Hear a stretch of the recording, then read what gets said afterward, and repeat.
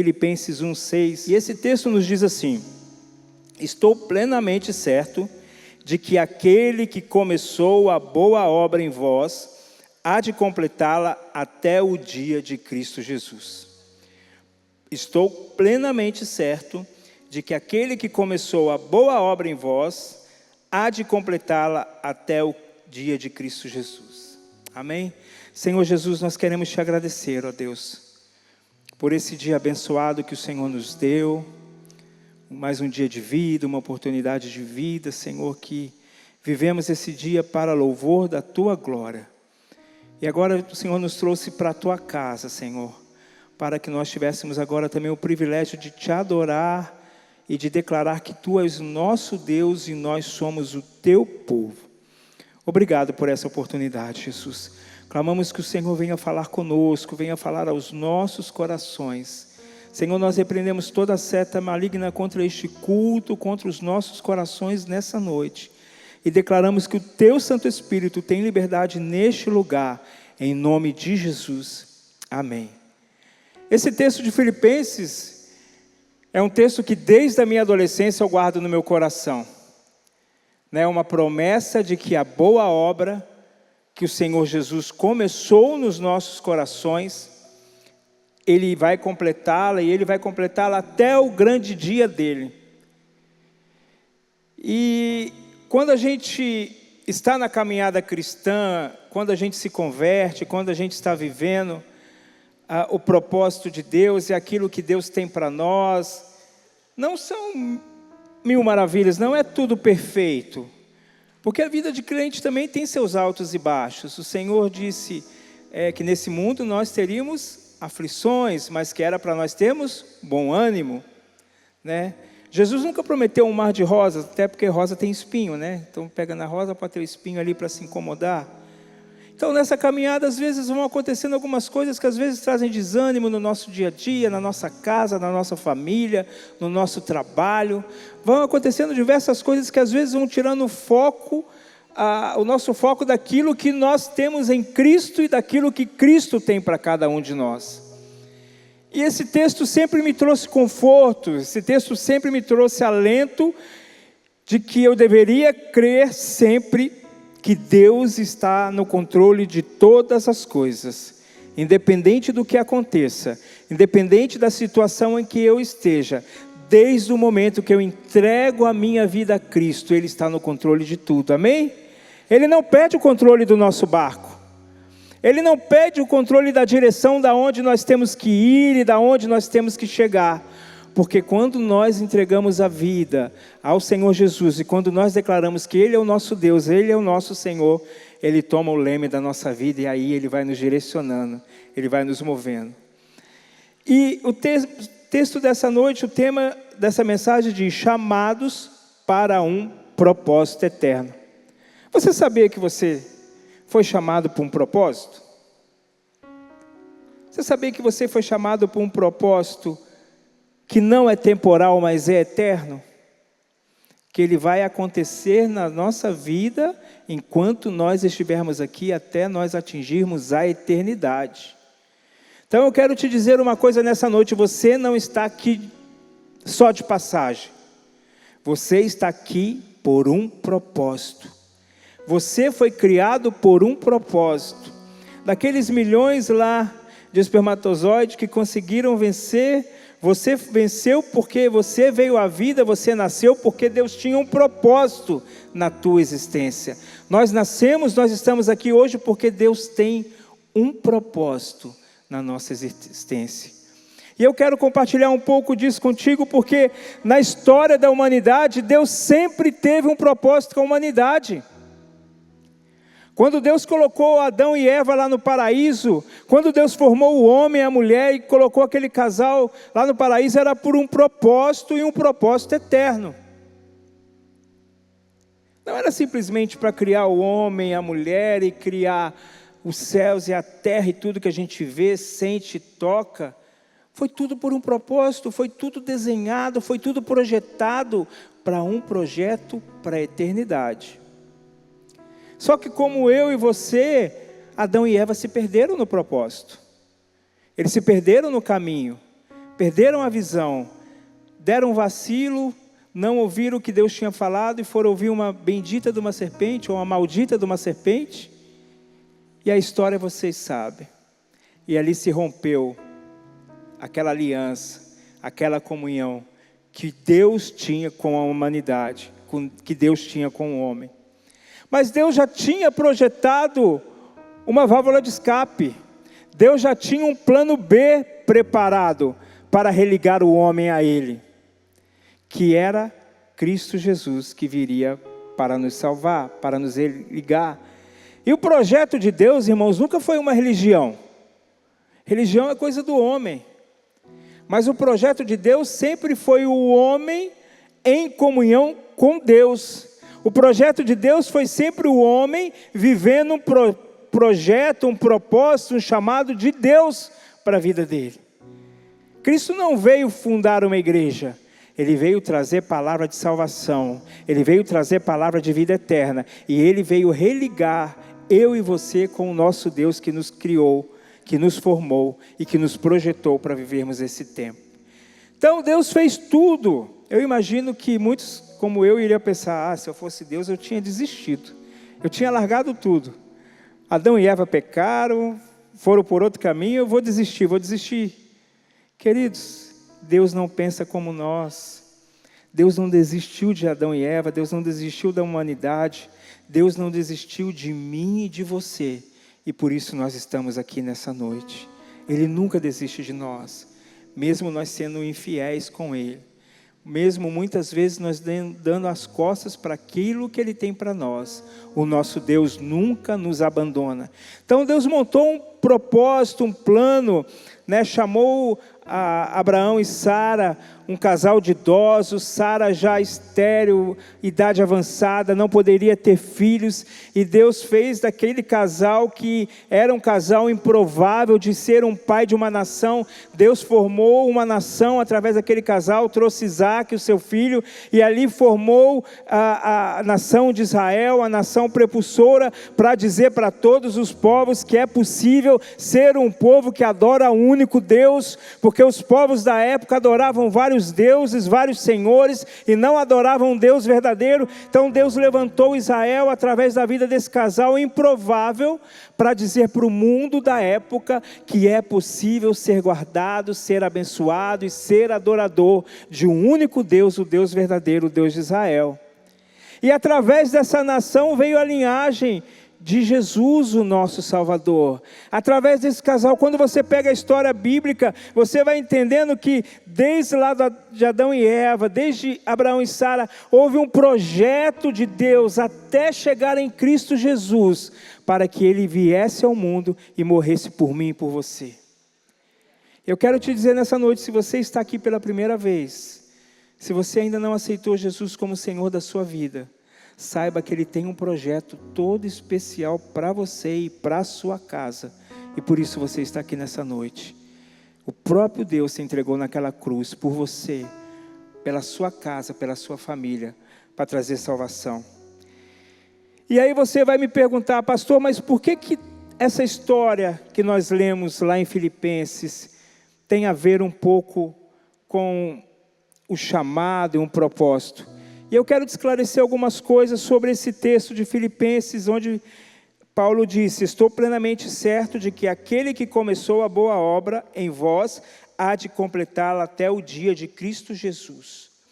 Irmãos, essa carta de Paulo é para a igreja de Filipenses, uma igreja pequena que ficava na Macedônia nos tempos de Paulo.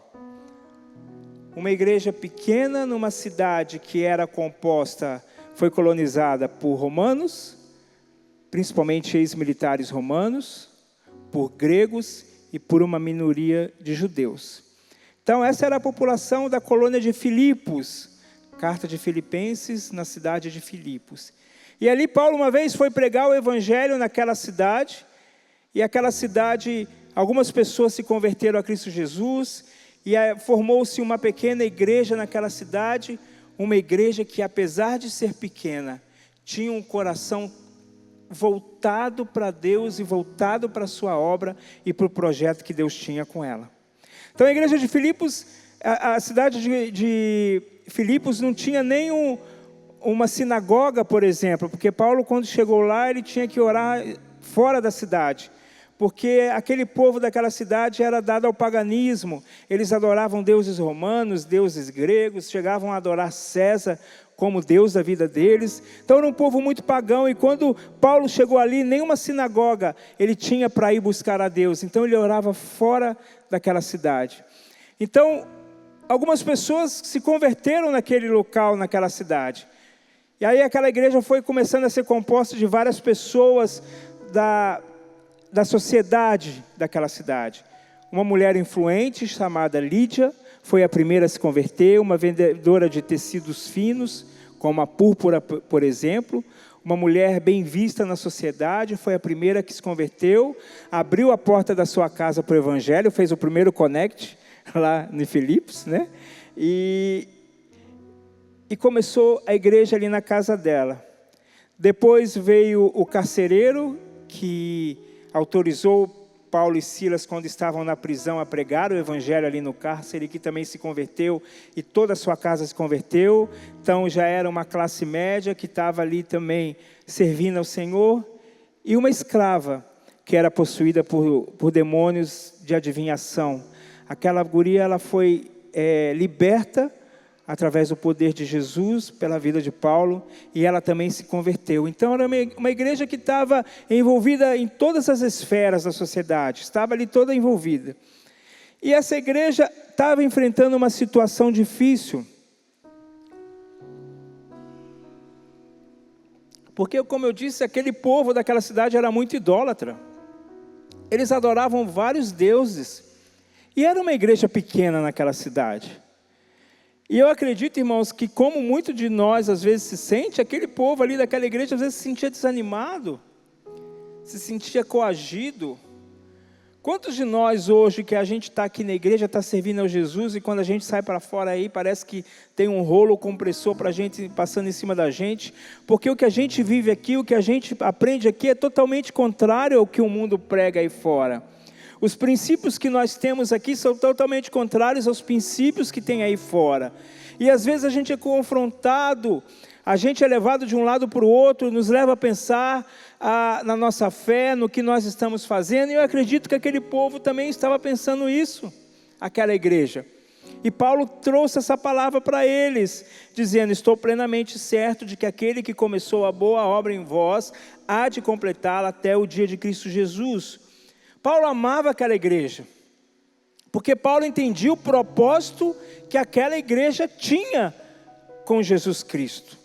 Eu falei no começo que essa igreja era na Macedônia, hoje seria o noroeste da Grécia, então foi a primeira igreja em solo europeu. A Europa que a gente conhece hoje, naquela época foi a primeira igreja em solo europeu. Então aquela igreja foi a porta de entrada para a Europa. A Europa conheceu o Senhor Jesus através daquela igreja que foi a porta de entrada para o Evangelho de Cristo Jesus naquele continente. E não sei se vocês sabem, os europeus são responsáveis pelo Evangelho ter chegado a várias partes do mundo.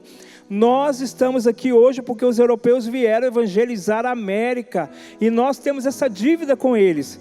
A Europa foi varrida pelo Evangelho, hoje já não é tão como era antigamente, se esfriou o primeiro amor, mas ela foi varrida por vários avivamentos em várias épocas diferentes.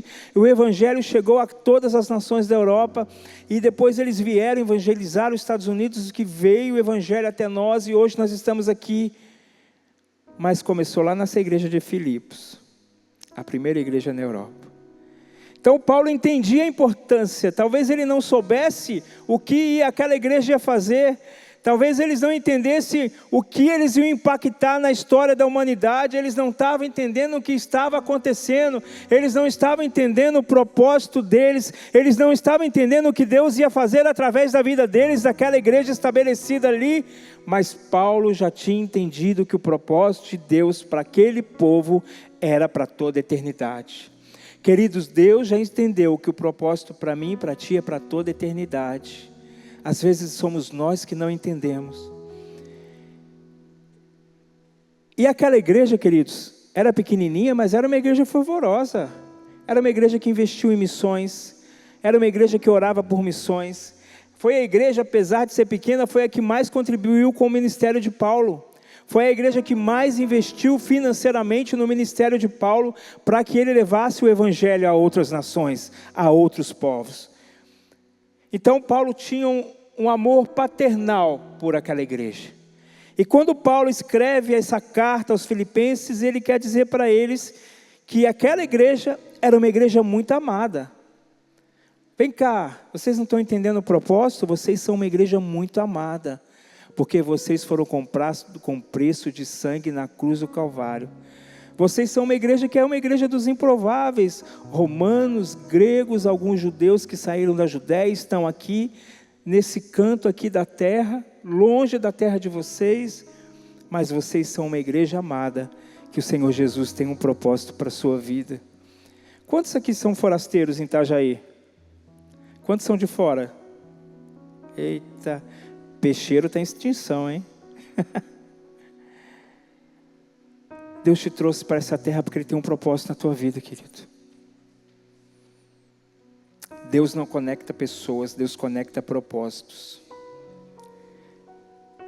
Eu tenho dito que aqui no CI nós somos uma igreja que vamos dar suporte espiritual, ministerial, mas vamos dar suporte para você também que está chegando de fora, nessa terra, distante da tua terra de origem. Você está aqui porque Deus trouxe você aqui por um propósito eterno. Creia nisso, entenda isso e dê tempo, né? Eu costumo dizer que a pessoa que chega num lugar leva uns 2 anos para ela se adaptar e se sentir daquele lugar, esquecer de onde ela era, né? Eu vim aqui para ficar 1 ano, vim lá de São Paulo, estou há 20. E aqui estabeleci, minha esposa está ali, veio de São Paulo comigo também um pouco depois. A gente tinha começado a namorar, tínhamos 3 meses de namoro, aí a empresa me transferiu para cá. Eu falei, amor, eu vou lá, vou ficar 1 ano, tá? Depois eu volto. Aí depois de um tempo eu falei, acho que a gente vai ter que ficar noivo, porque não está rolando eu voltar. Aí fiquei noivo, falou, vamos casar? Vamos casar e você mora comigo? E ela já está aqui há 18 anos também, porque Deus estabeleceu um propósito nessa terra para nós aqui. Um local que eu não conhecia. Quando me falaram assim, você gostaria de morar em Itajaí? Eu falei, gente, onde fica Itajaí? Eu nunca tinha ouvido falar. Mas amo essa terra como se eu tivesse nascido aqui. Tem raiva de quem fala mal de Itajaí. Amo essa cidade. Que Deus me trouxe para cá para frutificar. Deus nos trouxe para cá para florescer. Nessa terra nós nos estabelecemos. Nessa terra nós estamos há 20 anos. Nessa terra nós viemos para essa casa. Fomos consagrados a pastores. Meus parentes vieram. Temos feito amigos. Temos caminhado com pessoas que têm nos ajudado a enxergar o propósito que Deus tem para as nossas vidas. Então creia, se você está aqui, é porque Deus te trouxe para cumprir um propósito dele na sua vida. Através dessa mensagem também, Paulo traz encorajamento para essa igreja de Filipenses. Cara, está tudo dando ao contrário, o vento está ao contrário, está tudo estranho, mas fique firme, seja constante, porque Deus tem um propósito contigo, Deus tem um propósito com essa igreja. Paulo também expressa a confiança dele pessoal na caminhada espiritual dessa igreja, quando Paulo trouxe essa palavra. Às vezes tem pessoas que estão acreditando mais no nosso ministério do que nós. E queridos, eu vou te dar uma dica. Caminhe com pessoas que acreditam no teu propósito. Espelhe-se em pessoas que estão avançando no propósito delas, que vão te ajudar a atingir o teu propósito. Tem gente que não quer nada com nada. Tem gente que é assim, deixa a vida me levar, a vida leva eu, deixa o vento me levar, me leva. Não quer nada com nada, fuja, queridos. Precisamos orar para saber com quem nós temos que caminhar. Precisamos nos conectar a pessoas que vão nos levar adiante. E graças a Deus, Deus tem nos dado aqui nessa igreja, a minha pastora Juliana, amigos, irmãos em Cristo, que às vezes eu acho que eles acreditam mais em mim do que eu mesmo. E me impulsionam a seguir. Paulo indica algo muito valioso que começou na vida dos irmãos de Filipenses, que é o processo de salvação e santificação. O processo de salvação começa quando nós nos entregamos a Cristo Jesus. E a santificação vem no pacote. A gente é salvo, depois começa o processo de santificação. E ele vai se concretizar no dia de Cristo Jesus. Tenho que fugir da aparência do mal, tenho que evitar o pecado, tenho que evitar o mal, mas nós somos pecadores de nascença. E nós vamos ser aperfeiçoados, vamos sendo aperfeiçoados dia após dia. Então Paulo indica que é algo muito valioso, então traga isso como algo valioso para a tua vida. Jesus me salvou, Jesus me comprou, eu tenho o capacete da salvação, eu sou salvo. Jesus me salvou para ser diferente nessa terra e Ele está num processo de santificação nas nossas vidas. Querido, o maior empecilho nas nossas vidas somos nós mesmos. E eu brinco até com os irmãos que já ouviram falar, eu gostaria muito que o meu eu, tá, gente? Entenda que eu vou falar, o meu eu gostaria que morresse igual uma queda de avião. É papum, rápido. Mas o nosso eu, Deus vai tratando aos poucos. Alguém está se identificando aí? Deus vai tratando, Deus vai movendo. Lembra do metiolate? Que a mãe vinha, disse que o mundo parou de dar certo quando o metiolate parou de arder, tá? Então, vinha a mãe com o metiolate, colocava ali, aí você achava que aquela ferida já ia cicatrizar, ela ficava mais podre ainda, fedida, tinha que tratar todo dia, tinha que cuidar. É assim que Deus trata o nosso eu, as nossas mazelas, as coisas que a gente tem na nossa vida, e Ele vai nos transformando dia após dia, de glória em glória, amém? Paulo determina que o final desta obra será no grande dia de Deus. Querido, não fique aflito. Também tenho meus altos e baixos, também tenho as minhas dificuldades, também tenho as minhas mazelas, mas o final desta obra, ela vai se concretizar no grande dia do Senhor Jesus, que nós iremos para a nossa terra original, para a nossa pátria, que é o céu, e lá nós viveremos num corpo glorificado, e todo choro, toda dor, todo ranger de dente ficará para trás, amém? Paulo entendia o propósito dessa igreja, mas ele queria que eles entendessem também o propósito que Deus tinha para a vida deles. A igreja de Filipenses teve o propósito cumprido quando ela entendeu que a intercessão, a pregação do Evangelho e a contribuição financeira para as viagens missionárias de Paulo fossem efetivas. Então ali naquele momento que eles se dedicaram à pregação do Evangelho, à intercessão do Evangelho, a contribuição, eles entenderam o propósito deles. Irmãos, entenda, tem gente que vai para missões, tem gente que vai interceder por missões, e tem gente que vai contribuir com missões, como foi a igreja de Filipos. Nós temos a multiforme graça, a sabedoria de Deus, e nós temos vários dons, vários talentos, tanto naturais quanto espirituais. Os naturais nós nascemos com ele, e os espirituais Deus vai nos concedendo ao longo da nossa caminhada. E todos eles são para uso, para a glória de Deus. Amém? E eu queria te perguntar duas coisas. Você tem entendido o propósito de Cristo para a sua vida?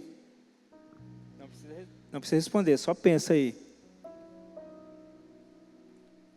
Reflita. Você tem entendido? Nós temos entendido o nosso propósito em Cristo?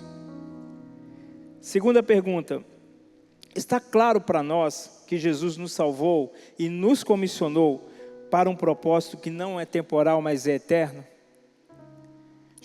Olha que privilégio, além de eu ser salvo, o próprio Jesus confiou em mim a sua obra. Além de eu ter, eu não tenho palavra para agradecer, eu vou orando todo dia de manhã para o meu trabalho, a primeira coisa que eu oro, Senhor, obrigado pela salvação.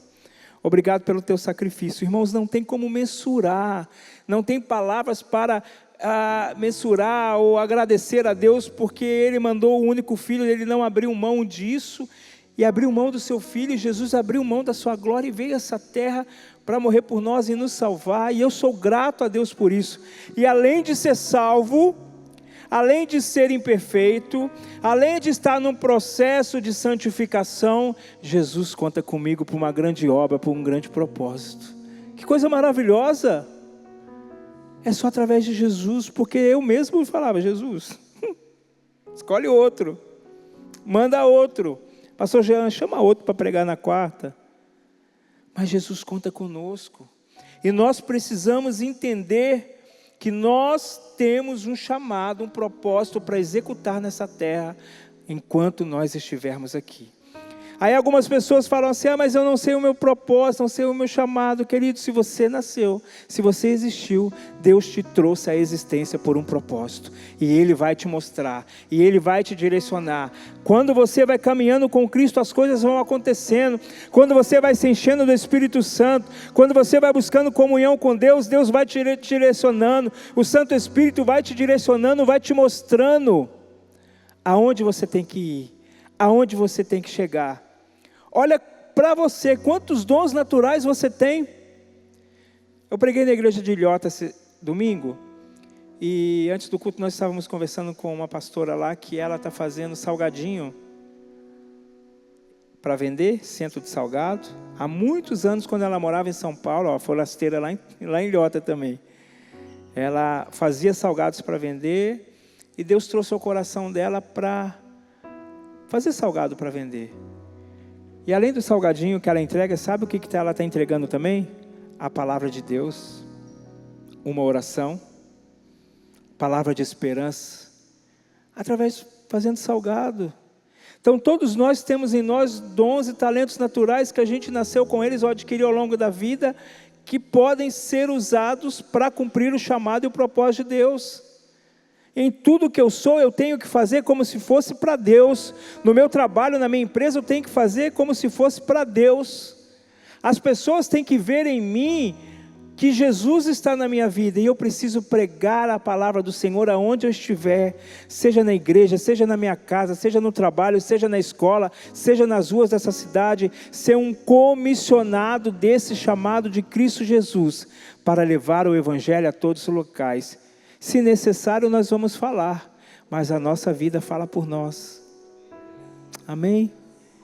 A nossa vida fala por nós. Santo Agostinho disse uma frase certa vez: pregue, se necessário, use palavras. Se necessário, use palavras. Que a nossa vida seja esse chamariz por Evangelho. Uma coisa que eu oro sempre, Jesus, que a minha vida seja o teu bom perfume onde quer que eu passe, que eu não envergonhe o teu Evangelho, mas que seja um bom perfume. E na hora que a pessoa precisar, querido, você não vai precisar falar nada, ela vai te procurar. Ela vai te procurar para que você abençoe a vida dela, ore com ela, enfim, diversas coisas. Então esse exemplo da coxinha aí do salgadinho é o exemplo de uma pessoa que está usando um dom natural para cumprir o propósito. Ela disse que fez alguns pães, pão recheado com frango, não vai ficar com fome não, tá? Pãozinho caseiro, recheado com frango, salgado, tal, bem gostoso. E aí os pães não saíram. E aí ela falou: Senhor, o Senhor tem um propósito nisso. O Senhor mandou fazer os pãezinhos e não vendi nada. Qual o propósito do Senhor com isso? E aí o Senhor falou assim: eu vou colocar pessoas no teu coração e você vai ligar, você vai levar o pãozinho para elas. Ela: Senhor, mas como eu vou levar? Como assim?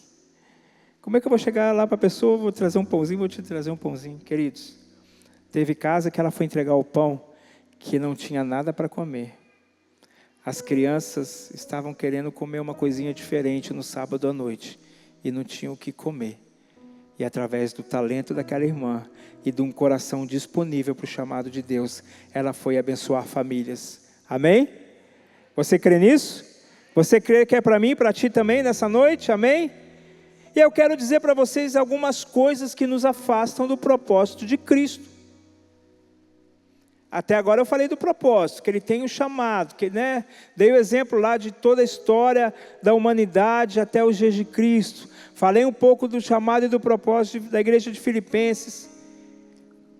Mas durante a nossa caminhada, lá no início da mensagem, eu disse que algumas coisas nos afastam do nosso chamado, daquilo que Deus tem para nós. E eu vou relatar aqui rapidinho, por causa do nosso tempo, algumas coisas que acontecem, que nos afastam de Deus. Algumas são coisas da vida, e outras são decisões nossas. Primeira coisa é o pecado. Se tem uma coisa que nos afasta do propósito de Deus para as nossas vidas, é o pecado.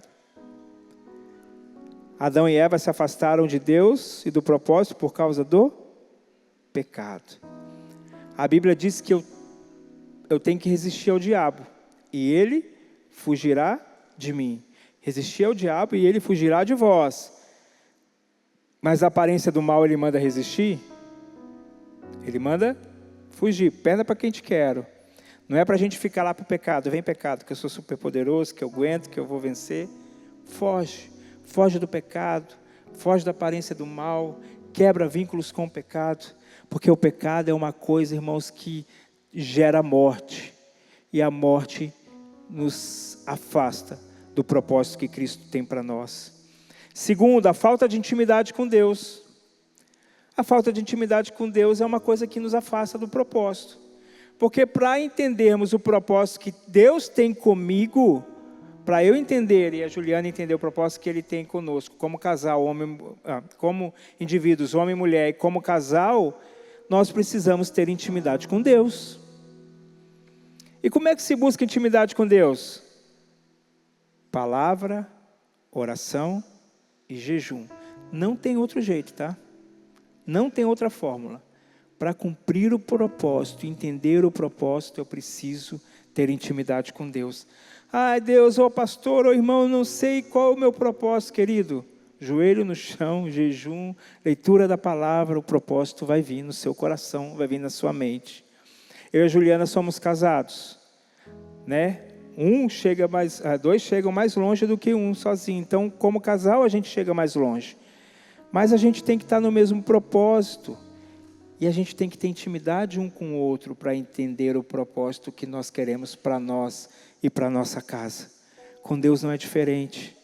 Para entender o propósito, para entender o chamado, é necessário ter intimidade com Deus. Então busque em todo tempo, seja na igreja, seja na tua casa. Eu não estou falando de religiosidade não, de entrar só para o quarto e ajoelhar. É bom entrar para o quarto e ter, né, um tempo com Deus, mas saia do celular, deixa a Netflix, deixa um jogo de futebol, leia a Bíblia, ore, jejue. Se não consegue, no caminho a gente vai de manhã. O trânsito está já aí, a gente levava 15 minutos de casa no trabalho, agora está levando 40. Então a gente orava 15 minutos, agora a gente está orando 40. Né? Vai pondo louvor, vai orando, e é o nosso momento ali, nós dois, iniciando o nosso dia, entregando a nossa vida, o nosso dia ao Senhor. E assim a gente vai buscando, de pouquinho em pouquinho, de dia em dia, de glória em glória, nós vamos buscando a intimidade com o Senhor. O que também nos afasta do propósito? A influência do mundo. Eu preciso ser influenciado por princípios bíblicos, daquilo que a Bíblia diz, e não do mundo. Lembra que eu falei? Nós estamos nesse mundo de passagem, nós não somos daqui. Então a nossa mentalidade e o nosso coração tem que ser do céu. Então, influência de amigos do mundo, irmãos, não é pecado, não estou falando contra ter amigo no mundo, não. Eu tenho vários amigos, tenho amigos no mundo mais fiéis, às vezes até que os da igreja, caras ponta firme, mas eu não posso ser influenciado por eles, pelo contrário, eu tenho que influenciá-los. Então, a influência do mundo, às vezes, nos afasta do propósito que Deus tem para nós. Feridas emocionais e decepções. Quanta gente na igreja é ferida. Quanta gente mudando de local para local. Quanta gente ferida e machucada dentro de casa e às vezes não se deixa ser curado, não se deixa ser restaurado. E para entender o propósito, eu preciso ser curado, eu preciso ser tratado. E Deus quer nos tratar, Deus quer nos curar. Lembra que eu falei que eu queria o meu eu morrer como uma queda de avião? Mas no processo Deus vai nos curando, Deus vai nos restaurando, desde que nós aceitemos que Ele faça isso nas nossas vidas. Eu digo sempre para o Bispo Fernando e ministro aqui no Vision Day, que é quando nós ministramos a visão da igreja, que um dos itens é que fala sobre o perdão. E o perdão para aquele que está aceitando a Jesus, né, entendendo que ele é perdoado por Cristo, entendendo o plano da salvação, mas o perdão também daquele que vem machucado de outro local para cá, né, que foi ferido na caminhada. Que nós sejamos a igreja que abrace, a igreja que sustenta e a igreja que direciona para um novo propósito. Amém? Ataques espirituais também afastam a gente do nosso propósito constantemente, por isso orar, jejuar, ter intimidade com Deus. Falta de identidade e direção. Qual que é a minha identidade? A minha identidade é Cristo. E quando eu tendo a minha identidade, quando eu sei que a minha identidade é Cristo, irmãos, eu tive muita dificuldade com isso. Eu fui criado na igreja, mas eu fui criado na religiosidade. E eu demorei a entender Deus como Pai. E eu demorei a entender que eu sou quem Cristo diz que eu sou. Não o que a religião diz que eu sou. Não o que as pessoas dizem que eu sou. Mas eu demorei a entender quem Cristo diz que eu sou. E para cumprir o propósito chamado, eu preciso ter a identidade de Cristo na minha vida. Eu sou mais do que vencedor em Cristo Jesus. Você é mais do que vencedor. Você é mais do que vencedor em Cristo Jesus. Porque apesar das lutas, apesar das dificuldades, aquele que venceu a cruz do Calvário é aquele que está contigo em todo o tempo. Ele é o teu Senhor. E você é um príncipe, você é uma princesa diante do Senhor. Você é um embaixador de Cristo nessa terra. Nós somos embaixadores de Cristo.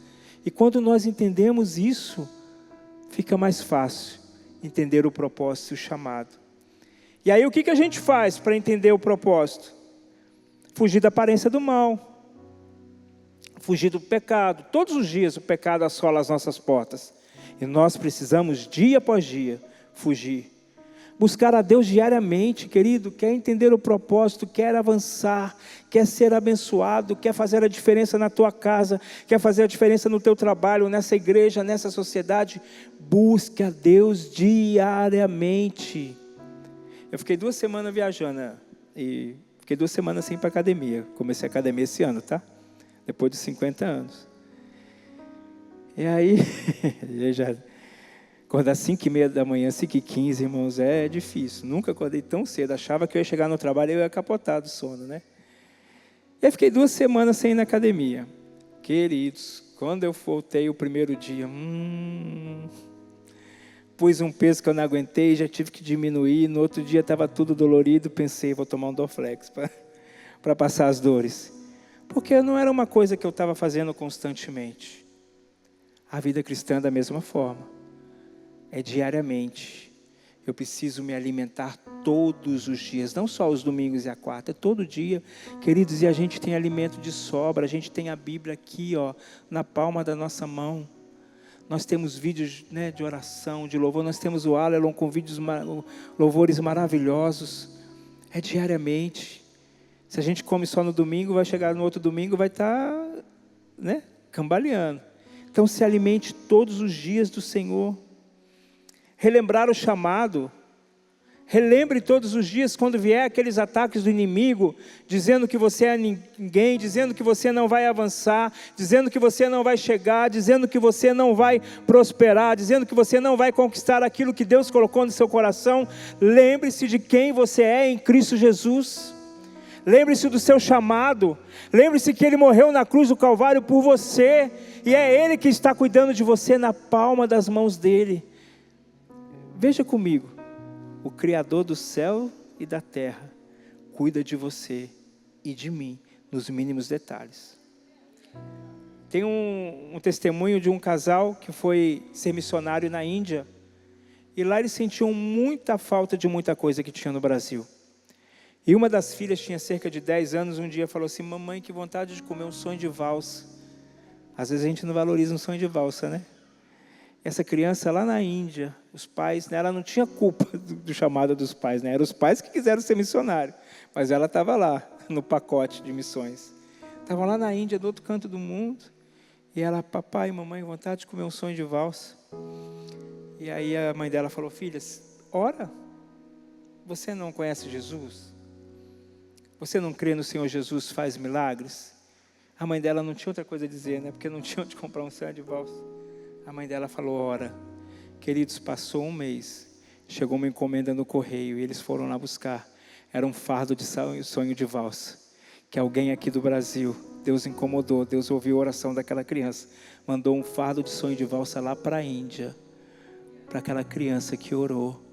Sejamos como criança, entendendo que se nós orarmos, se nós nos dedicarmos, se nós entregarmos a nossa vida para Deus, se nós buscarmos o nosso Deus diariamente, o propósito, o chamado e o que Ele tem para nós vai acontecer. Ninguém vai tomar, o diabo não vai tomar, as pessoas não vão tomar, as vozes que vêm na nossa mente diariamente não vão tomar, porque eu e você somos comprados com sangue na cruz do Calvário e somos chamados para um propósito eterno, amém?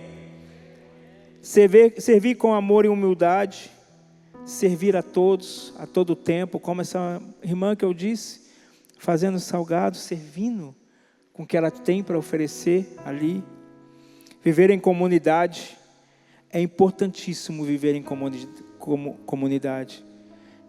Queridos, vir à igreja não é salvífico, mas vir à igreja fortalece a nossa fé, nos protege na comunhão.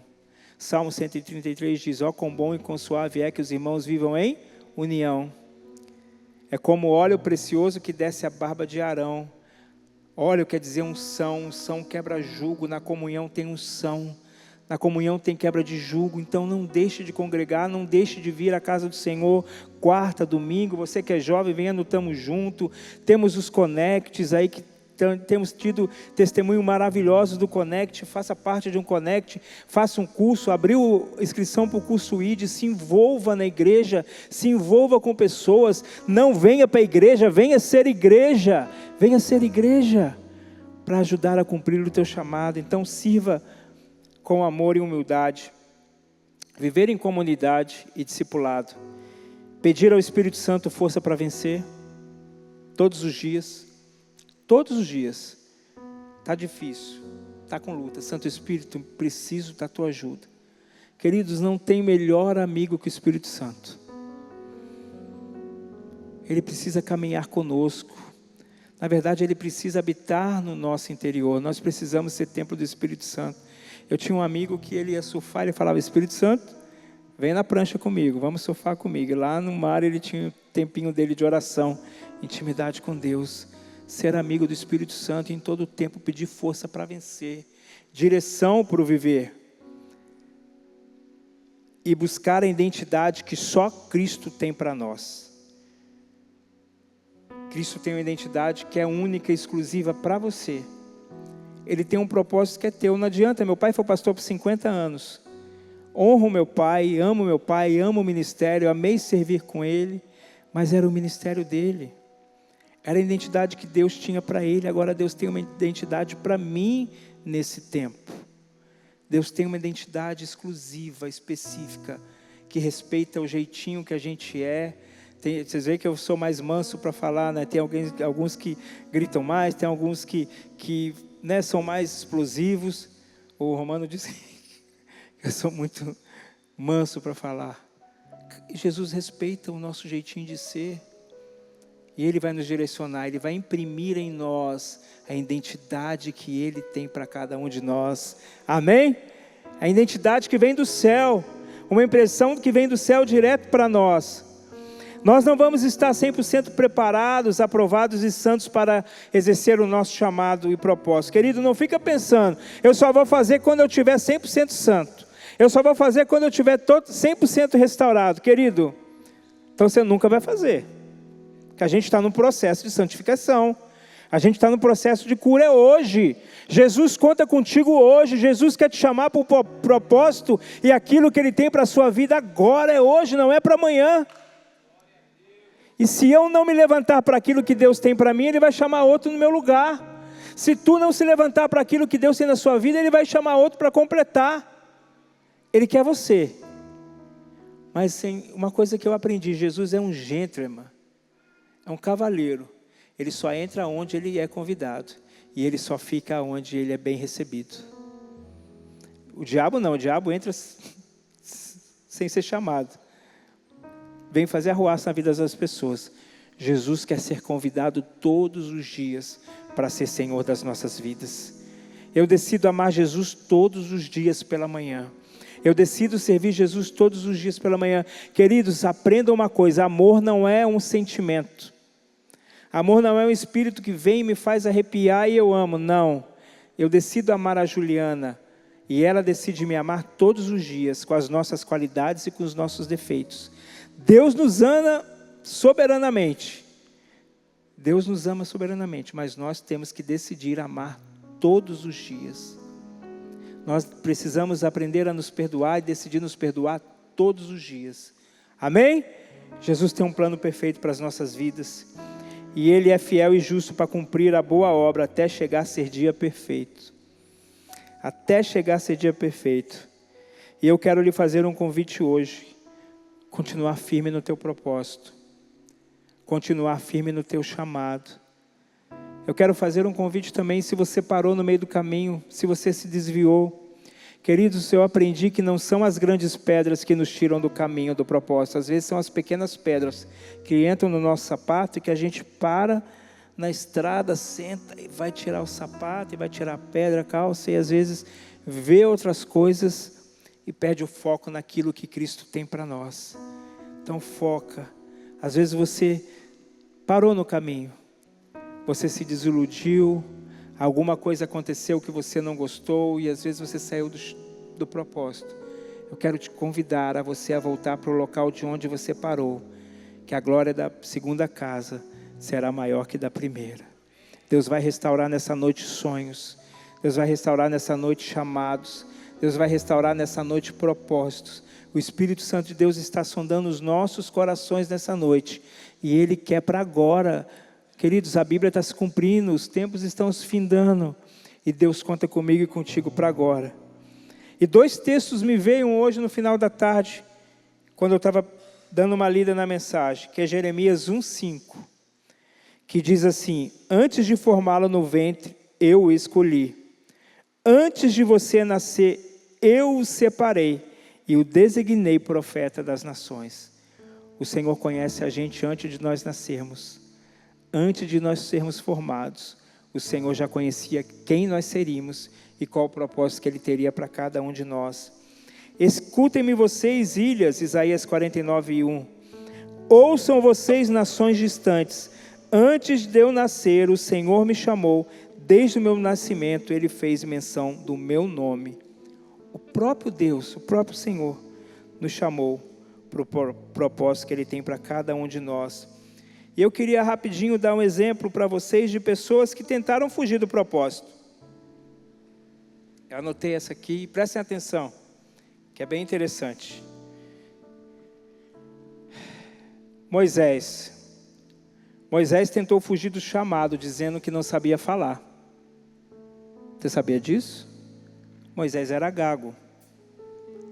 E ele se escondeu atrás da sua gagueira, dizendo que ele não sabia falar e que o propósito não poderia se cumprir. Deus, eu vou chegar diante de Faraó, eu vou falar com o povo de Israel, eles não vão me ouvir.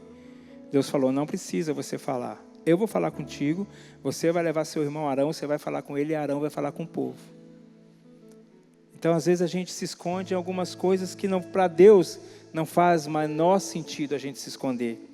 Jonas literalmente fugiu para o lado contrário ao que Deus mandou, mas foi mandado voltar para o local que ele tinha uma grande missão, que era Nínive.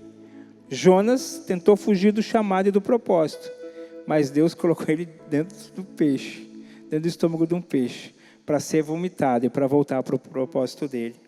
Elias, depois da vitória, onde ele venceu 400 profetas de Baal, ele se escondeu dentro de uma caverna. Quantas coisas você deve ter feito para Deus no passado e hoje você olha só o que você fez no passado. Queridos, Deus quer te tirar de dentro dessa caverna hoje, como tirou Elias também. Jeremias era conhecido como profeta chorão. Ele falava, Senhor Deus, eis que não sei falar porque sou uma criança. Mas mesmo assim foi um grande profeta conhecido até hoje. Pedro negou Jesus 3 vezes. Face to face, ali pertinho de Jesus. Poderia ter pensado, o meu ministério acabou tudo para mim. Queridos, quando Pedro foi cheio do Espírito Santo, a primeira mensagem dele, 3.000 pessoas se converteram. Deus ainda faz o mesmo que fez no passado.